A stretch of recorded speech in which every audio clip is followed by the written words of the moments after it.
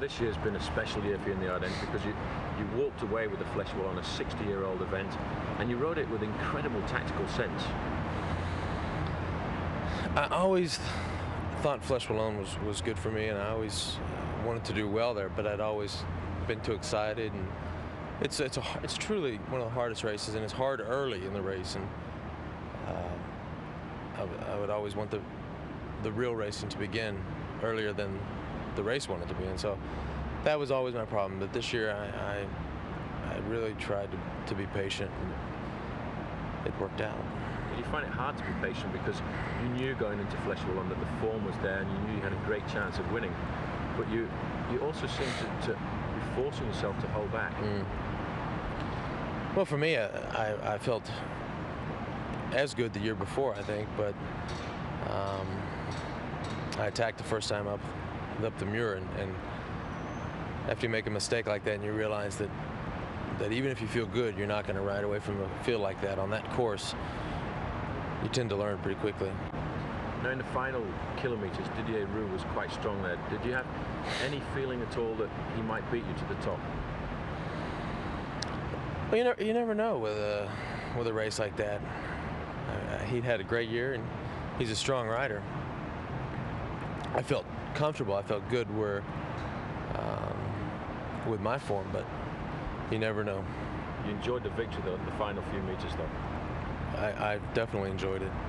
For us and for me, it was, what can you say? I mean, fleche-wallonne is while it's not a World Cup anymore or now, but it is truly a monument. And for me and for the team and for American cycling, I think that it was a big day. And those are the things that I consider to be good for our sport here. So yeah, of course I enjoyed it. And contrary to the joy of winning fleche-wallonne, you were so close again in Liège-Bastogne-Liège, but even your whole team was magnificent that day. Right. Well, I think if you look at Liège, we truly dominated that event. We, as a team, made the race. Andrea Perron made the field from 150 to 50 guys. Axel and Madouas were there all day. I was going through different phases of feeling good and feeling not so good, and blew out a back wheel, and they were there for me. And if it wasn't for that team, I honestly don't think I would have been second. You've been so close. You've been second twice, and you finished sixth. You're going to come back one day and win Liège-Bastogne-Liège? Definitely. No question. Why is it so special? Well, the success helps. When you have an event that you've always been competitive in and you've always been in the front, then I think it's automatically a special event.